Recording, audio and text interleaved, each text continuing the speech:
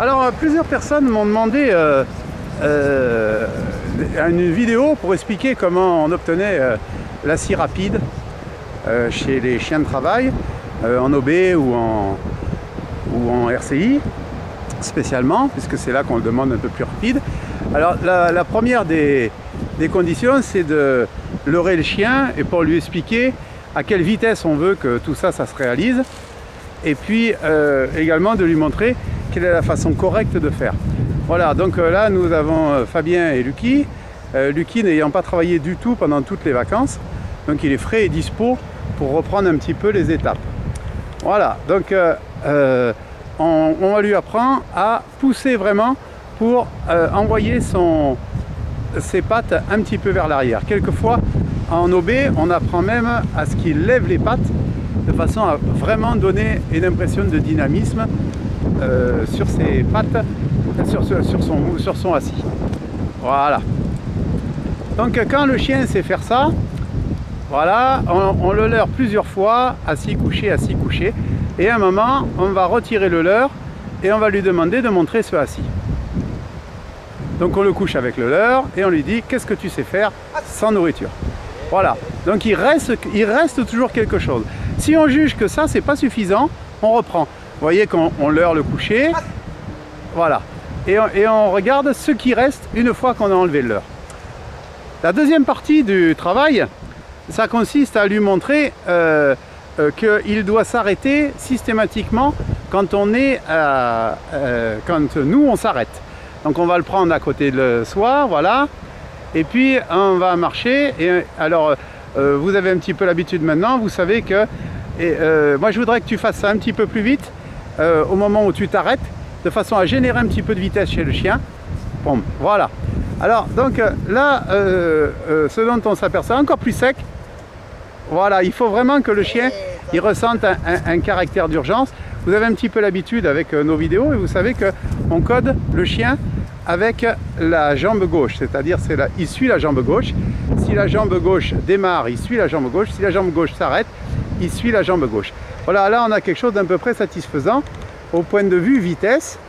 Pensez toujours à vérifier que le chien déclenche le mouvement vite. Ça c'est normal, parce que si vous lui avez appris correctement, il n'y a pas de raison qu'il le fasse. Mais quelquefois, lorsqu'il est sous tension, notamment lorsqu'il a une récompense alimentaire ou de jeu sous le nez, ce qui peut se produire, c'est que le chien, nous on dit, mais il est sur la béquille, c'est-à-dire qu'il descend sur vérin, il déclenche son mouvement vite, et en même temps, il met très très longtemps avant de poser complètement l'arrière-main au sol. Voilà, on voit ce défaut, spécialement chez les bergers allemands, qui sont ceux qui sont spécialement excités, nerveux et plutôt de faible gabarit. Donc je pense à toute la lignée Nero, à ce problème-là, mais ils ne sont pas les seuls, et il y en a d'autres. Voilà, donc alors maintenant Fabien va nous montrer ce qui se passe quand on commence à mettre un petit peu du mouvement sur ce assis. Voilà, donc il fait suivre le chien sur sa main gauche. Vous voyez que le chien est un petit peu perdu, ça fait très longtemps qu'il n'a pas fait. Voilà, donc on ne s'énerve pas. Et on va expliquer au chien comment on fait le assis. Alors au début, il lui a donné à manger pour qu'il suive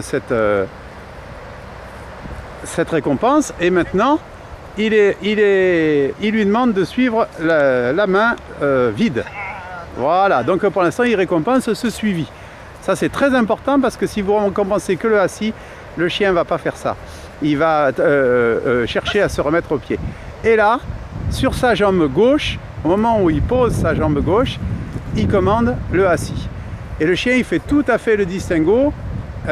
Il sait qu'au moment où le commandement vient, il est normal que le conducteur s'éloigne et que lui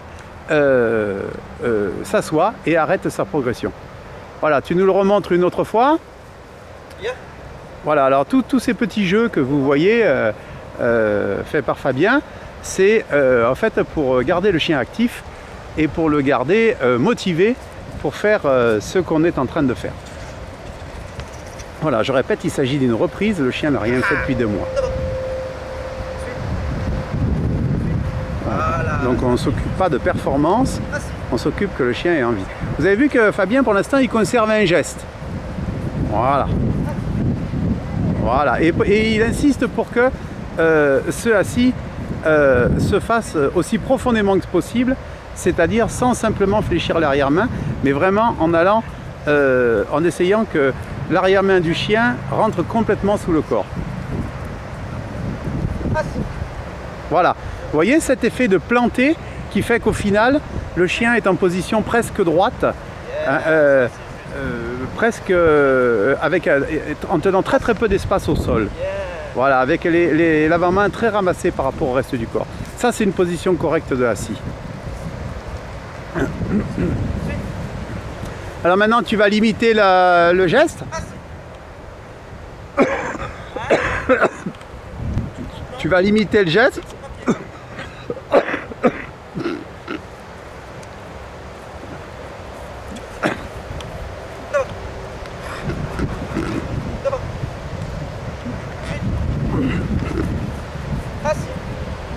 Ok, là il est bien planté.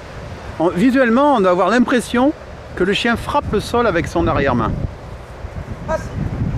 Voilà, il est juste. Voilà, ok. Maintenant, alors, tant qu'on l'a pas à cette vitesse-là, il ne faut pas faire autre chose. Et quand on va faire autre chose, je vais vous montrer ça dans une deuxième vidéo parce que ça fait un petit peu long. À tout à l'heure.